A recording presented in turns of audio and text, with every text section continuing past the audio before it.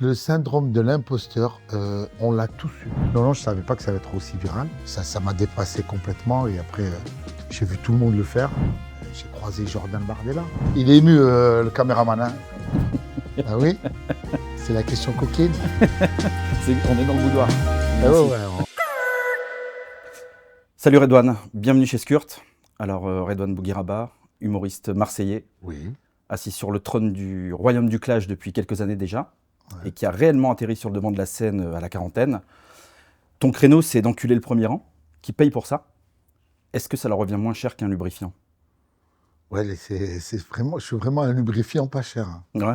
Parce que tu es sûr d'avoir du résultat. Normalement, 100% des gens qui sont mis au premier rang et ils sont repartis avec le plaisir. Comment t'expliques toi que les gens mettent de l'argent dans le fait de venir s'en prendre plein la gueule dans tes spectacles et qu'ils aiment ça? Je pense que c'est devenu une expérience dans le sens où tu vas à Disney, tu te dis allez, je vais faire le Space Mountain. Tu vois, c'est un peu l'attraction du spectacle où tu as des gens qui aiment ça et qui se disent j'ai envie de le faire, j'ai envie de l'offrir à ma femme, à mon mec, à mon frère, à ma soeur, à mes parents. C'est beaucoup des cadeaux, c'est mon anniversaire, c'est mon cadeau de Noël, c'est nos 4 ans. Et en fait, c'est fait avec amour et bienveillance. C'est pas, t'arrives là et tu te fais dégommer, tu rentres chez toi et t'es dégoûté parce que tu te dis, putain, j'ai payé pour être au premier rang, il m'en a mis plein la gueule. Non, c'est fait avec amour et bienveillance. On rigole du truc et les mecs, ils sont contents. Il ressort de là avec une fierté de dire, purée, il m'a allumé, mais c'était fair play. C'est fair play parce qu'il n'a pas dépassé la limite. Il y a toujours une bienveillance, une bienséance. Il y a toujours de l'amour. Et c'est tellement devenu une marque de fabrique que quand je ne le fais pas, chez les gens qui se plaignent, qui me disent « Ouais, j'ai payé, je me suis mis au premier rang, tu ne m'as pas fait. » Je leur dis « Les gars, on arrive avec un spectacle écrit, c'est mon nouveau spectacle. Et il y a beaucoup plus de sketchs, il y a beaucoup plus de trucs à raconter. Donc la part impro diminue, il y en a toujours, mais c'est moins prenant que le premier spectacle. Parce que le premier spectacle, j'y arrivais, on défouraillait la salle. Tu parlais de limites, comment tu les détermines en fait par rapport au premier rang? Mais tu le vois de la crispation du visage de la personne. Je commence à le vanner et je le vois que le mec il commence à être mal à l'aise. Tu sais que tu dois pas en rajouter. Mais si le mec il est là, ouais, vas-y, tu peux y aller, il éclate de rire, il kiffe, tu peux aller jusqu'au bout parce que c'est le consentement, c'est comme la vie. Tu sais, les gens te disent oui, non. Est-ce que tu penses qu'il y a aussi, à l'ère des réseaux sociaux, il y a aussi cette volonté d'être à tout prix vu et reconnu, qui peut aussi motiver certaines personnes? Ouais, il y a beaucoup, il y a des Parce mecs qu'on qui sait que les forcent. vidéos vont être diffusées. Ouais, il y a des mecs qui forcent, ils se disent le nombre de gens qui me demandent est-ce que je peux venir faire ma demande de mariage. Je crois que j'ai plus de demandes de mariage que devant la Tour Eiffel. Tout le monde m'envoie des messages, ouais, je veux demander ma meuf. Je reçois énormément de gens qui me demandent ça. Après, si ça arrive spontanément, j'essaie de le faire, mais je le provoque pas. Je le provoque pas parce que c'est bon, tu l'as une fois, on l'a vu. Chaque fois, l'événement, c'est d'annoncer que quelqu'un va se marier à ton spectacle. Ouais, c'est lourd. Et toi, tu as aussi misé sur la viralité des vidéos? Non, je ne savais pas que ça allait être aussi viral. Et après, ça m'a dépassé complètement. Et après, j'ai vu tout le monde le faire. J'avais pas la recette. Moi, je me suis pas dit, je vais poster cette vidéo pour être viral. C'est les situations, c'est les sketchs, c'est les vannes qui font que les gens se les partagent. Il n'y avait aucun calcul sur la viralité. Ouais. Je disais que tu as été mis en lumière à 40 ans. Et donc, pour rester sur les réseaux sociaux, comment toi, tu regardes cette nouvelle génération qui espère devenir célèbre en se touchant le nez avec le coude en un TikTok? Là où toi, tu as attendu. Moi, j'ai bossé longtemps. Il y a eu, tu sais, pour arriver au succès, c'est un iceberg en dessous l'eau. Tu as plein de strates qu'on ne voit pas, qui sont la souffrance, le travail, la résilience, la répétition, les erreurs, les crashs, la transpiration. Tu passes par plein d'étapes, la chance, qui sont que les gens ne voient pas ça. Ils voient que la réussite. Ils se disent, il a posté une vanne, il a vanné le mec de Skurt parce qu'il avait une calvitie. La vidéo, elle cartonne. Je me suis dit, ça va arriver quand? Non, mais tu vois le truc. Et les gens, ils vont clipper ça. Il les a vannés, Bruce Willis et Mel Gibson. Bruce Willis, l'arme fatale, c'est Bruce Willis. Ouais. C'est pas Bruce Willis, c'est Mel Gibson et Danny Glover. Et Danny Glover. Ouais, il les a vannés. Tu vois, et non, c'est pas ça. C'est pas une vanne qui va faire que tu es connu, c'est tout ce qu'il y a derrière. Tu sais, il y a un spectacle qui tient la route pendant 1h20 et les gens, ils sortent de là et il est là le bouche à oreille. Tu peux attraper les gens avec une vidéo où tu jongles avec un chat, tu vas te faire allumer, ça va être viral, mais ça, tu vas pas avoir une transformation artistique. Tu peux te toucher le coude avec le nez, faire 3 saltos arrière, mais est-ce que tu vas tenir un spectacle d'1h20 avec le salto d'arrière? Toi, l'objectif, c'était pas la célébrité. Ah non, c'était pas la célébrité. Moi, c'était de vivre de ma passion. Parce que très, très jeune, j'ai entendu dire que si tu faisais de ta passion ton travail, tu n'aurais pas l'impression de travailler un seul jour. Ouais. Donc, je me suis dit, moi, ce qui m'anime, c'est de faire rire les gens. Et je fais rire les gens, ça me permet de remplir mon frigo. Du moment que j'arrive à remplir mon frigo, voyager, faire subsister ma famille, ça me suffit. C'était déjà une victoire. C'est une victoire. J'ai jamais dit, je fais ça pour devenir célèbre ou me retrouver dans telle soirée. T'en as plein des mecs qui se disent, ah, je fais ça, je suis connu et je quitte le stand-up, j'arrête les vidéos, je vais à Hollywood, je fais des films, à moi les Césars, je vais au cinéma. J'ai pas eu ce plan de carrière de faire ça, pour obtenir ça. Non, moi, ce qui m'anime, c'est de faire rire les gens. Dans une chicha, dans un resto, dans une boîte de nuit, dans une petite salle. J'ai tout fait. Parce que c'est important de rappeler ton parcours aussi, oui, justement, que c'est pas venu du jour au lendemain. Non, c'est pas venu. Lors de la réussite du premier spectacle, je disais qu'il faut 10 ans pour être connu du jour au lendemain. C'est Coluche qui disait ça. Ouais. Et c'est pas 10 ans, des fois c'est 20 ans, des fois c'est 15 ans, des fois c'est 18 ans. Toi, c'est combien de temps d'ailleurs? Moi, j'ai commencé en 2008. Tu vois, les gens, ils te connaissent en 2018. Ouais. Il s'écoule 10 ans. Et tu arrives et tu dis, ah, il est sympa le jeune, le petit jeune. Le petit jeune, il a 40 piges. Peut-être ton daron, le petit jeune. Ouais. Et les gens, ils te découvrent. Tu nais le jour où tu es connu. Tout ce que tu as fait en bas, en amont, tout ce que tu as fait avant, c'est pas comptabilisé. Ouais. Ta carrière, ton début de carrière, tu n'as pas 20 ans de carrière. Tu as 1 an de carrière à partir du moment où tu as explosé, qu'on t'a vu à l'Olympia, qu'on t'a vu dans une émission télé, qu'on t'a vu en Zénith. C'est là où elle démarre ta carrière. Donc, c'est pas évident, parce que les gens, ils connaissent pas le behind the curtain, tu vois, derrière ce qui se passe en coulisses, derrière les rideaux. Et après, voilà, il y a des interviews sympas où on l'explique. Et justement, en 2008, quand tu as commencé, il a fallu convaincre aussi les proches, les gens qui étaient autour de toi. Comment, parce que c'était pas un métier facile, le Il n'y stand-up. avait même pas à convaincre, parce que j'en parlais même pas à ma famille. Je suis pas allé voir mes parents, leur dire, les gars, ça y est, je suis saltimbanque, montreur d'ours, je vais faire des cabrioles sur le Vieux-Port. Il n'y a pas eu ça. Je ne l'ai pas caché aux parents. J'ai dit, fais de ton côté, essaye de réussir, et si tu perces, par ta réussite et par ton succès, les gens ils vont dire à tes parents, par autrui, votre fils, c'est quelqu'un. Tu sais, ma première réussite, c'est quand mon père il m'appelle, il me dit, hey, mon médecin de famille, il dit, hey, vous êtes le père de Redon Guiraba? Et je dis, mais pourquoi? J'adore, c'est un humoriste, il est talentueux, on l'a vu dans un film, il est acteur, et c'est mon père, il me dit, hey, t'es quelqu'un. Hein. Et mon docteur, il te connaît. C'est pas, t'arrives... Parce que c'est sûr que... C'est ça la réussite? Si tu vas voir la réussite. D'aller voir tes parents et leur dire, je veux être acteur, je veux être comédien, je veux être humoriste, c'est sûr que tu vas te prendre un mur. Parce que même moi, pour mes enfants, je ne voudrais pas de cette vie-là. Ouais. Je sais que c'est tellement dur. T'as pas de fiche de paye. T'es payé au chapeau. Moi, j'ai joué au Panama Café. On finissait le spectacle. Si vous avez rigolé, vous mettez de l'argent dans le chapeau. Si vous n'avez pas rigolé, les mecs te mettaient un ticket de métro usagé, un préservatif et une pièce, des roubles. Et qu'est-ce qui te fait tenir quand tu as ça dans le chapeau? Tu continues. Tu te dis, on n'a pas été assez marrant. Tu as des autres humoristes qui n'ont pas la même vision que moi. Je vois le verre à moitié vide et ils le voient à moitié plein. Ouais, c'est des crevards. Non, c'est pas des crevards. On n'a pas été bons, les gars. Si t'es bon, les mecs vont te mettre un billet parce qu'ils vont respecter le travail du comédien. Et pareil, hein, on faisait des shows, tu peux avoir 500, 1000, 1500 euros dans le chapeau à partager par 4 comédiens. Et après, tu te dis, putain, en 8 minutes, on a fait 200 euros. Tu vois, c'est énorme. Tu vois, tu te dis, putain, on a fait 200 balles en 8 minutes. On va faire 3 fois 8 minutes ce soir, tous les soirs. Donc, tu as des mecs qui gagnent très bien leur vie, ils n'ont pas de spectacle. Ils font les comédie clubs. Et qu'avec 8 minutes solides, ils jouent dans différents comédie clubs. Et ça leur permet de gagner comme un docteur. Ok. Et est-ce que tu te souviens de la première fois où tu as eu envie de faire rire les gens? Est-ce que c'était tes camarades de classe qui rigolaient? J'ai toujours fait. J'ai démarré, moi, je dessinais des caricatures au collège. Et la caricature, c'est l'extrapolation de certains traits et de caractéristiques physiques. Tu vois, si je vais dessiner, je fais appuyer sur sa calvitie, je fais appuyer sur ton nez, ta petite moustache fine, ta boucle d'oreille, ton front. Et les gens qui vont voir, ils disent, ah ouais, mais c'est lui. C'est comme ça que j'ai déclenché mes premiers rires.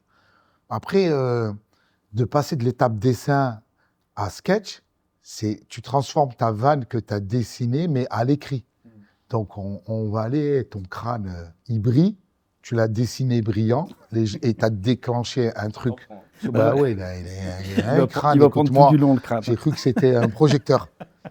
Et tu mets ça à l'écrit, et tu vois que ça déclenche un rire, tu te dis, ah, j'ai la vanne sur le crâne, elle est sympa. Et tu travailles comme ça au fur et à mesure.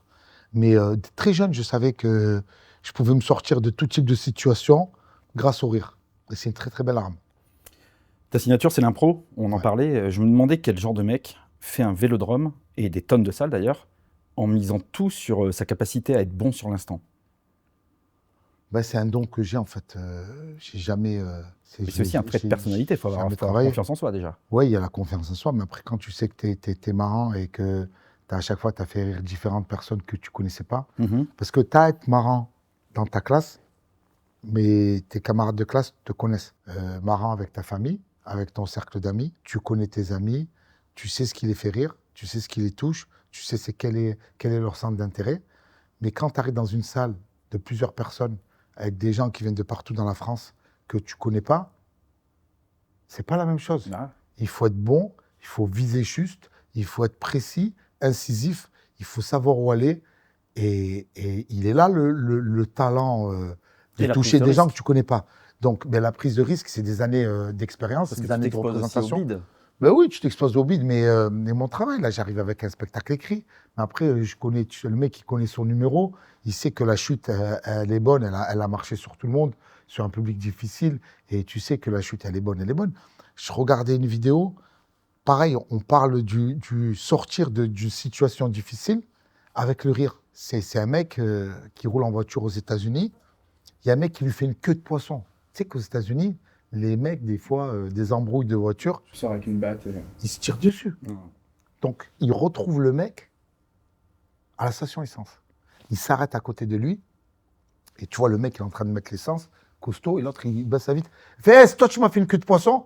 L'autre, il dit, ouais, qu'est-ce que tu vas faire? Il a dit, non, je t'ai vu, t'es costaud. Si je sors, je te jure, c'est moi qui te mets le plein. Et le mec, il éclate de rire. Ouais. Tu vois, on part d'une situation tendue où le mec, il veut le mettre le poing dans la gueule. Ah, tu vas faire quoi? Ben, je te suce. Et le mec, il éclate de rire. C'est comment tu te sors d'une situation par le rire. Et c'est ça. Et ça t'a sorti de situation compliquée, le rire? Il faut venir me voir en spectacle, les amis. Il y a un sketch où j'explique que si j'arrive à faire rire dans un pays d'Amérique du Sud, dans un état très très difficile, je peux faire rire les gens partout dans le monde. Mais bien sûr, c'est l'histoire de ma vie, que ce soit au collège, au lycée, à la fac, dans le monde du travail, tous les jours. Il y a toujours des moments de tension où les gens ils sont tendus et avec une blague, tu détends tout et les gens ils te facilitent parce que tu les as fait rire. Mais souvent certains disent que le rire, c'est la décontraction de l'intelligence. Tu sais, de pouvoir faire des vannes premier, deuxième, troisième degré et de faire rire des gens de tout type de bord. C'est pas un truc facile à faire, mais dès que tu le réussis, un mec qui va te demander quelque chose, mais qui t'a fait rire, je vais le faire. Ouais. Tu vas pour fermer la boutique, tu fais la blague à la boulangère, elle éclate de rire. Même si elle voulait pas te vendre son truc, ben, c'est pas elle venir rentrer, c'est sympa. C'est pareil, l'avion, tu es en retard, ils vont pour fermer le truc, tu leur fais la bonne blague, ça passe, connu ou pas connu. Ouais. Et à contrario, t'es un con, t'es un enculé, Les portes se ferment. les portes se ferment. Le mec, il a ce petit pouvoir pour te fermer la porte. Eh monsieur, vous fermez à 17h59? Il a dit, vous avez raison. Ah ben, les 18h, je ferme. T'arrives, tu fais la petite vanne sympa. Oui, je ferme. Allez, on y va. Ouais. Si t'arrives à être marrant, poli, respectueux, il n'y a pas de problème. Je parlais de prise de risque avec l'impro. le fait de pouvoir s'exposer potentiellement au bide, etc., c'est une nouvelle prise de risque d'écrire un spectacle, puisque c'est ton premier spectacle écrit, alors que tu es attendu sur le terrain qui a fait ton succès. Exactement. Ben, le terrain qui a fait mon succès, il est toujours là. On Ouais. sait qu'il sait le faire. C'est facile. Zizou, il sait faire des contrôles porte-manteau, des passes orientées. Est-ce qu'il sait marquer des buts de la tête ou en reprise de volée? On veut l'attendre dans cette discipline. Eh ben, c'est pareil. J'ai beaucoup de mes potes, de mes proches, qui disent ouais, on trouve que tu t'es pas assez livré, notamment mon attaché de presse. Elle me dit ouais, vas-y, livre-toi, on veut voir ton petit côté salope. Et oh, doucement, il crame. C'est vrai, il veut le voir un certain côté que je ne montre pas. Ouais. Et est-ce qu'il est capable d'émouvoir les gens? Ben, c'est ce qu'on essaie de faire avec ce spectacle. Tu sais, quand quelqu'un, tu sais, qui sait faire l'omelette, putain, est-ce qu'il peut me faire une omelette norvégienne ou changer, me faire une variante? Est-ce qu'il peut me faire un gratin de pommes de terre? Eh bien oui, je suis capable de le faire et je montre que je suis capable de le faire. Ça t'a pas fait peur, en fait, Ça dès le m'a pas départ. fait peur, ça m'a Ouais. pas fait peur parce que moi, je trouve ça super facile parce que j'ai cette faculté, cette aptitude à raconter ma vie, même si c'est difficile, de manière drôle. J'arrive toujours à sortir le drôle d'une situation, même de l'observation. Tu te dis, ah ouais, c'est vrai que c'est marrant. Mais on l'avait pas vu, hein. On l'avait pas vu ce truc, Ouais. mais putain, Ça- il a mis on le doigt revient à la dessus. caricature dont tu parlais tout à l'heure. Exactement, Ouais. Sur le petit truc que tu as identifié. c'est ça. On est aujourd'hui au théâtre Édouard VII. Est-ce que c'est ton public qui vient voir Redouane Bougueraba au théâtre Édouard VII, ou est-ce que c'est le public du théâtre qui vient te voir? Je pense que c'est pas le public du théâtre Édouard VII qui vient me voir, mais mon public, les gens qui sont fans de Redouane Bougueraba. Donc on a des gens qui sont venus, on est là depuis début mars, et qui sont choqués parce qu'ils sont là. Waouh. Et c'est la première vanne que je fais. Je dis, les gars, le spectacle, il est amorti. Vous avez amorti votre place de billet, regardez dans quel cadre on est. Ouais. Il est exceptionnel, théâtre à l'italienne, avec des moulures au plafond, des lustres, roi d'Angleterre et d'Orsay. Vous avez vu l'ambiance? On dirait qu'on est dans un club échangiste. Non, c'est vrai, tu as envie de te mettre à Walp et de te malaxer.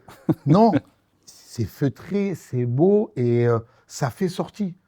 Tu arrives avec ta meuf, elle est respectée. Ouais. Tu te dis, waouh, on est dans un cadre. Après, peu importe le cadre, peu importe le flacon, du moment qu'il y a l'ivresse.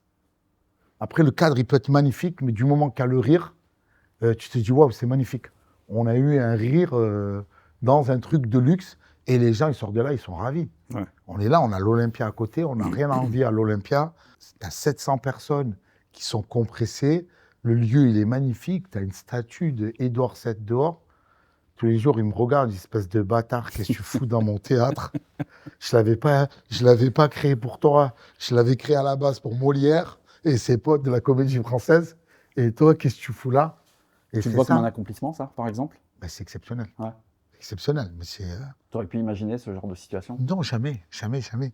Jamais. J'avais démarré déjà en 2023 quand j'étais venu jouer mon spectacle dans le Théâtre des Nouveautés. Pareil, c'est un théâtre italien sur les grands boulevards. La programmatrice, Maria, et tout le monde lui disait, mais qu'est-ce qu'il fout là, lui? Il fait du stand-up, c'est pas du théâtre. Il parle avec le public, qu'est-ce qu'il fout là? Tu sais, les gens... Ça casse un peu les codes. Oui, on a cassé les codes. Et du coup, tu as beaucoup de stand-uppers qui font des théâtres, qui aiment ça. Parce que, voilà, je pense que le stand-up, c'est noble. On ramène du bien aux gens. On leur procure beaucoup de bien. Il y a une thérapie du rire. Les gens, ils sortent de là, ils oublient leurs problèmes. J'ai beaucoup de messages de gens malades qui me disent, je suis à l'hôpital, je regarde tes vidéos, ça m'aide à tenir. Là, je suis venu te voir. J'ai une meuf, elle m'a dit, j'ai failli pas venir hier, j'ai un cancer, je sors d'une chimio, je suis venu, ça m'a fait du bien. C'est des messages qui te poussent. Ouais. Tu te dis, putain, je suis d'utilité publique. Ouais, c'est ce que je veux dans dire, le tu te sens... sens utile. Ouais, parce Ouais. que les gens ils te disent, ouais, vous savez faire un truc qu'on ne sait pas faire, et on oublie nos problèmes, on oublie qu'on est malade, on oublie qu'on est triste, mais c'est ça le rire. Est-ce que tu as fait face au syndrome de l'imposteur? Et est-ce que c'est Écoute, peut-être ce qui t'a poussé à écrire? Le syndrome de l'imposteur, on l'a tous eu. Tous les comédiens, tous les acteurs, tous les artistes, tous ceux qui ont un trait à l'artistique, ils ont eu le syndrome de l'imposteur. Parce qu'on fait un truc qui n'est pas palpable. Tu sais, un mec qui fait du saut à la perche, du plantis, qui saute à 6,32 m, il n'a pas le syndrome de l'imposteur. Ouais, bien sûr. Il n'y a personne qui est capable. Usain Bolt, qui court en 9 secondes 57, c'est l'homme le plus rapide, il court plus vite qu'un guépard. Il n'a pas de syndrome d'imposteur. Tu dis, je suis le mec le plus rapide du monde. Nous, tu te dis, putain, mais il y a tout le monde qui peut faire ce que je peux faire. Tu te dis ça. Et après, tu te dis, Ouais. putain, mais en vrai, ouais, je suis une arnaque, je suis une escroquerie. Mhm. Il y a un huissier qui va venir taper à ma porte et dire, hey, c'était une caméra cachée, c'était le Truman Show, vous êtes le Jim Carrey des temps nouveaux, on récupère tout, votre femme, vos filles, votre compte bancaire, votre appartement, tu dis, merde, tu vois. Tu te dis, putain, et en vrai, non. Après, tu te dis, putain, on n'est pas beaucoup à le faire. Quand est-ce que tu te dis ça? Quand Et est-ce que tu t'en rends compte? Quand je fais le stade Vélodrome. Ok. Il n'y a aucun humoriste qui a fait le Vélodrome avant Ouais. moi. J'ai mon petit frère qui m'appelle et me dit, t'as fini le jeu. J'ai fait 2 Bercy, j'ai fait 10 Palais des Sports, Mhm. j'ai fait tous les Zéniths de France que j'ai doublés, j'ai triplé. J'ai fait toutes les salles. Tu ne dois pas te retrouver au Vélodrome. Ouais. Fais du stand-up. J'étais un mec avec un micro. Tu ne dois pas. Ouais. C'est Ça te c'est une sécurise dans ce que anomalie. tu es, dans... Ouais, après, je me dis, quand les mecs ils te disent, ouais, ce que tu fais, vous n'êtes pas beaucoup à le faire, c'est comme les footballeurs. Même les footballeurs, s'ils ont un syndrome d'imposteur, on tape dans une balle.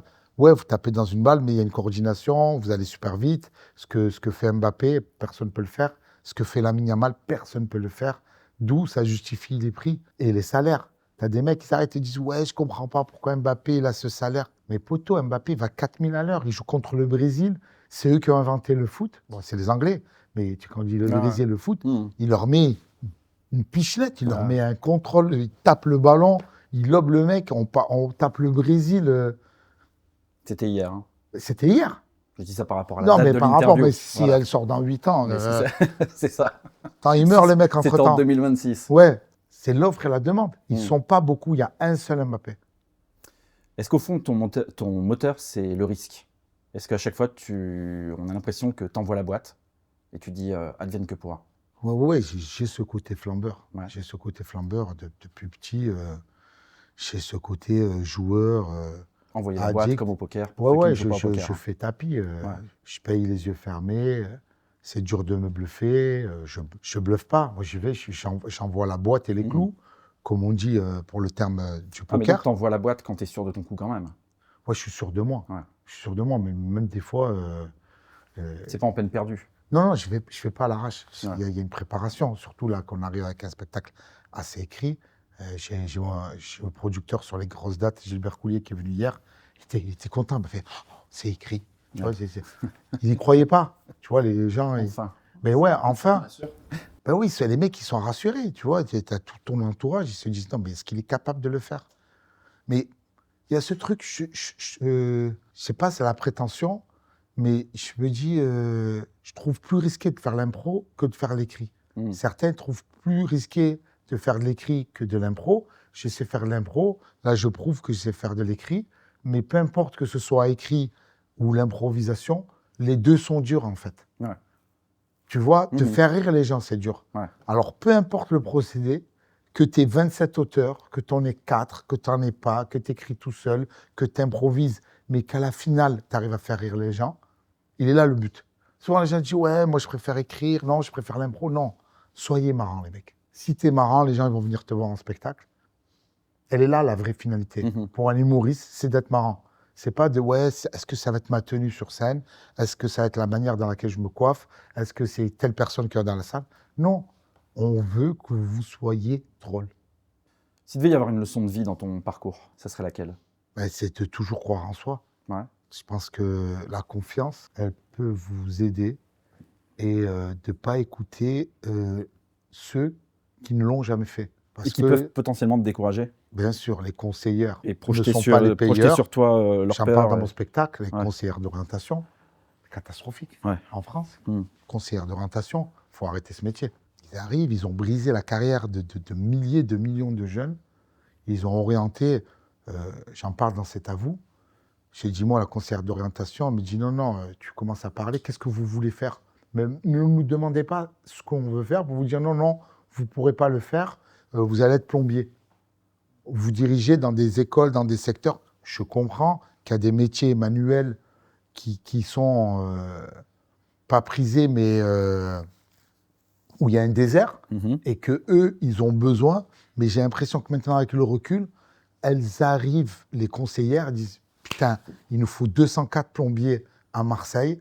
On en a un. Ouais. Ouais. Je vais envoyer les Ouais. 204 premiers que je peux. Mm. Et ils ont envoyé des gens dans le mur parce qu'ils n'étaient pas prédestinés à ça et ils n'avaient pas l'envie. Il Il y a des jeunes qui ont envie de faire plombier. Il y a des mecs qui sont manuels. Moi, j'ai des potes. Ils te disent, moi, je suis incapable de monter sur scène, me mettre en représentation. Ça me tétanise de parler en public. Je suis bien dans mon atelier. Ouais. Mets-moi une clé à molette, une clé de 12. Je fais des travaux. J'adore ça. Faire la mécanique, l'électricité. Il y a des gens qui kiffent. Et ouais, eux qui soient orientés. Mais il faut qu'il y ait une demande. La petite meuf qui arrive, qui te dit, je veux être coiffeuse. Tu la rediriges esthéticienne. J'ai une fille qui m'envoie un message, elle me dit, Redouane, je suis photographe aujourd'hui, mais la conseillère d'orientation, pareil, elle m'a dit, mais c'est... Non, il n'y a pas d'avenir dans la photo. Ouais. Quand tu arrives avec un Et ils truc projettent leur d'artistique... propre peur souvent. Exactement. Ben, mais la conseillère, déjà, si elle conseille, elle n'a pas réussi elle-même pour Ouais, elle. voilà. Peut-être qu'elle avait un rêve qu'elle n'a pas réussi. Mm. Et du coup, elle te le renvoie dessus. Donc moi, j'ai jamais fait attention au dire des autres, aux conseillers. J'écoute ceux qui font la même chose que moi. Un mec qui est dans le même métier que moi, qui a réussi mieux que moi et qui me donne des conseils, j'écoute beaucoup mes pairs. Mais un mec qui a jamais rien fait, ouais, c'est éclaté, tu devrais faire ça, ben fais-le. Si vous trouvez que c'est pas marrant, que c'est pas drôle et que vous êtes meilleur, faites votre vidéo, faites votre sketch, remplissez des grandes salles et je viendrai chez mon ticket et venir vous voir. Et jamais je vous dirai que c'est éclaté, même si ça l'est, je vous dirai que j'aime pas. C'est ce que j'ai appris avec des années de théâtre, que on dit pas c'est éclaté, on dit j'aime pas. Mm. J'aime ou j'aime pas, c'est ma fibre artistique, ça me touche Ouais. ou ça me touche pas. Mhm. Et parce que je sais que c'est difficile à faire. Se mettre en représentation, c'est pas tout le monde qui peut le faire, c'est difficile. Et les mecs qui le font, ils te critiqueront jamais. Quand tu vois que sur TripAdvisor, il y a des gens qui te disent les pyramides de Gizeh, c'est pas ouf. Je te dis, critique les gens, la pyramide, ils critiquent la Tour Eiffel. Tu crois qu'ils vont pas critiquer Redouane Bougueraba? Ouais. On peut pas plaire à tout le monde. Ouais, c'est sûr. Plaire à tout le monde, c'est plaire à n'importe qui. Mhm. Et voilà. Hein. Et qu'est-ce que tu dirais à ces jeunes justement qui ont les rêves brisés par les conseillers? Tu parles beaucoup de la conseillère d'orientation, mais il y a aussi France Travail, tout le reste. Oui, j'en Ça parle marche aussi dans le avec spectacle. l'artistique ou les métiers élitistes. Ben, les gars, on arrivait dans une époque où, avant, il fallait faire des écoles. Là, c'est pas que tu n'as pas besoin d'école. Tu as l'école chez toi à un clic. Tu vas sur YouTube, tu sais pas faire une tarte aux pommes, tu mets faire une tarte aux pommes et tu as des recettes de tarte aux pommes de chefs étoilés, de pâtissiers, de Cyril Lignac, Conticini, de Pierre Hermé, des meilleurs pâtissiers français, et tu peux faire une putain de tarte aux pommes. Et c'est pareil pour tout, que ce soit la cuisine, que ce soit l'électricité, que ce soit pour la réalisation. Si tu es passionné par la réalisation, ben tu te renseignes. Tu vas à la FNAC, tu te prends un petit bouquin sur la réal, tu vas sur YouTube, il y a des tutos, tu t'achètes une caméra. Tu n'as pas d'argent pour acheter une caméra, tu prends ton iPhone, tu fais tes vidéos, tu te lances. Il faut faire. Il faut faire, apprendre sur le tas. Et il y a une loi, je crois que c'était les Chinois ou les Japonais, c'est la loi des 2000 heures. Si tu fais 2000 heures d'une discipline, tu commences à maîtriser la discipline. Mhm. Donc avant 2000 tout, heures de avant voiture. tout, faire. Il faut faire, il faut Ouais. faire. Si c'est vraiment, ça te plaît, ça t'anime et que c'est ta passion, fais. Mais pas faire, te dire, ah ouais, c'est vrai que tu filmes réalisateur, ça paye bien. Les mecs, ils arrivent, ils te disent combien ils touchent un réalisateur, ils sont même pas passionnés par la réalisation. Donc le conseil que j'ai à donner aux jeunes, faites, trompez-vous, tombez, relevez-vous. Et ça va aller. Il n'y a pas de mal à se tromper, à se rater. Mais avant tout, faire. Faire, bien sûr. Mhm. Je disais en intro, et c'est un secret pour personne, t'es de Marseille, t'es Marseillais, plus vieille ville de France, et probablement l'une des plus cosmopolites. Le projet, c'est un exemple du vivre ensemble à Marseille? Marseille, ouais, c'est cosmopolite, c'est une ville que tu peux jumeler avec New York. J'ai grandi avec tout le monde, moi, à Marseille. J'ai découvert le racisme très tard, Ouais. mais enfant, tu sais pas. Tu sais pas ce que c'est le racisme. C'est une idéologie c'est des gens qui sont dans leur patelin, qui n'ont jamais vu de Noirs, d'Arabes, de Chinois, de musulmans, de chrétiens, de Juifs. Moi, j'ai jamais connu ça parce que on a tous grandi ensemble Mhm. dans cette ville cosmopolite. Et quand tu apprends que le RN, il fait des scores de fois à Marseille, Qui était ma prochaine question. ouais. Justement, quand on a la photographie de Marseille et ce qu'on en entend dire, notamment des Marseillais, le côté cosmopolite, comment toi t'expliques la montée du RN à Marseille? Je n'arrive pas à l'expliquer. dont Akhenaton parlait déjà à l'époque et parce- qui s'inquiétait quand c'était aux alentours de 20-25%. Non, mais là, ça va. Il y a Benoît Payan qui est passé, super. Mais je côtoie des gens, ils viennent à mon spectacle. Tu as des gens à RN qui viennent à mon spectacle. J'ai croisé Jordan Bardella. Mhm. C'est monsieur tout le monde. Mais après, c'est pas une question d'ouverture d'esprit, c'est une question de gens qui sont déçus et qui pensent que vraiment les Noirs et les Arabes sont la source de leurs problèmes. Mhm. Ils ont essayé d'expulser les sans-papiers en France, à un moment donné en France. Ils ont vu que l'économie était en train de s'exploser par terre.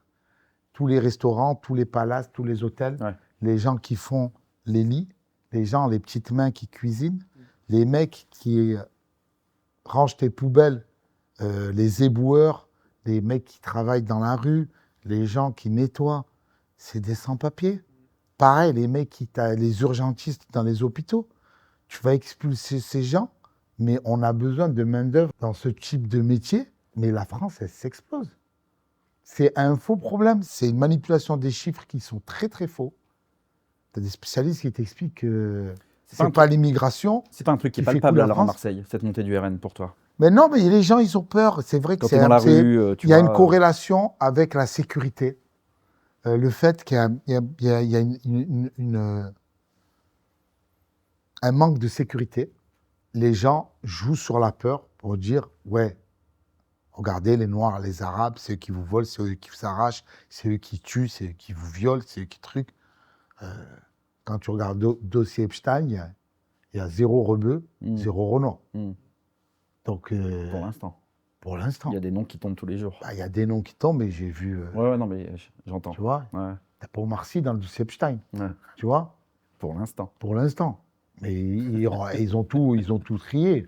Ils seraient, je pense que si Omar Sy il était Ouais, dans ouais. le dossier Epstein ou Jamel, il serait déjà en On prison. le saurait déjà. Ah ouais, on te rate pas. Ah ouais, bien sûr. Tu fais un mauvais virage, on t'éclate, on t'explose, on te lapide sur la scène publique. Mais voilà, après, je sais pas, je fais pas de politique pour t'expliquer pourquoi ça vote RN, pourquoi ça vote pas. Moi, je pense qu'il y a pas une en termes de déception. politique, hein. C'est Redon Bougueraba je à la pense terrasse que- d'un café à Marseille. Je tu pense vois. qu'il y a une déception des gens au quotidien qui te disent putain, on a essayé la droite, on a Ouais. essayé la gauche, on a essayé les écologistes, on a essayé les trucs. Peut-être que la solution, c'est le RN. Mm. Tu vois, mais moi, je les mets tous dans le même sac en vrai. Hein. Je voulais savoir, Redouane, ce que tu dois à tes parents. Je dois énormément. Ouais. Je dois la vie déjà. Première chose. Bah oui, c'est la Merci. base. Mhm. S'ils n'avaient pas eu un petit moment émotion, je ne serais pas là ce soir. Bah oui, c'est la question coquine. On est dans le boudoir. On est Ah ouais, ici. ouais, on est là. Non, mais c'est vrai que déjà l'éducation, on a eu une éducation parfaite, on n'a jamais manqué de rien. On a toujours eu tout ce qu'il fallait. On a eu des goûters. Mhm. Tu sais, souvent, tu as les humoristes, ouais, nous petits, on n'avait pas de goûter. Ouais. On avait des goûters. Toi, t'avais dégoûté. On est allé en classe de neige. Ouais. J'étais dans des écoles privées. J'ai eu l'accès à l'éducation. On nous a souhaité nos anniversaires. On nous a appris plein de choses. Et voilà, on a été des gens polis et éduqués. Je pense que voilà, je suis reconnaissant de mes parents. Je suis aussi redevable. Et je pense que sans eux, j'aurais pas eu ce parcours de vie. Et ils savent que tu les aimes. Bah oui, oui. Tu sais le dire et tu le dis. Ouais, je les aime, mes parents. Je pense que je leur ai suffisamment prouvé dans différents spectacles. Je les vois assez souvent, je descends les voir à Marseille. Mon père, en hiver, je l'ai ramené avec nous en vacances. Et là, dans pas longtemps, pareil, on va passer des vacances tous ensemble, toute la famille. Ok. Il va voir toute la famille, sauf toute famille, tous les frères et sœurs, neveux et nièces, sauf 3 nièces. Ok. Parce qu'elles ont un concours de danse. Tout Ça me simplement. dégoûte. Non, non, mais je dis la vérité. Faut dire la vérité On se toujours. casse la tête. Pour C'est comme conclure, tu réunis les 7 boules de cristal, tu as le dragon qui vient, c'est une fois tous les 4000 ans. Tu dis, ouais, mais je peux pas venir, c'est un concours de danse. Mais concours de danse de quoi? Tu es au collège. Ouais, mais c'est un message, tu vois ce que je veux dire. Mais ça, on va garder la vidéo plus tard, quand tu pourras plus faire des réunions de famille. Les gens vont comprendre on reconnaît le bonheur au bruit qu'il fait quand il s'en va. Ça veut dire qu'en fait, ils ne réalisent pas que c'est un moment privilégié, qu'il y a des moments, il y a la priorité. Tu vois, avant, je priorisais certains trucs, mais maintenant, c'est la famille. J'essaie de faire passer ça avant tout. On aurait pu conclure sur cette citation, mais je voudrais conclure. J'aimerais savoir, en fait, pour toi, c'est quand le prochain all-in? Le prochain all-in, Ouais. c'est tous les soirs. Hein. C'est Tous les soirs. Bah ouais. Tous les soirs, quand je suis face au public, je donne tout. All-in, c'est tout donner. Mhm, Donc, je donne tout. C'est pas un all-in financier que je fais, mais c'est un all-in émotionnel. mhm. Donc, je m'ouvre, je donne tout cœur, à tout cœur. Tapis. Ben, merci, les gars. C'est fini? C'est fini. Ben, bravo. Il est ému, le caméraman. Hein. Pourquoi? Il était derrière. Ben ouais, c'est vrai, il a raison. C'est vrai, mais ce qu'il dit. J'avais ton micro dans les oreilles. Donc... Ah ouais. Ah ouais. T'étais en intimité, en fait. Ouais. Skrrr!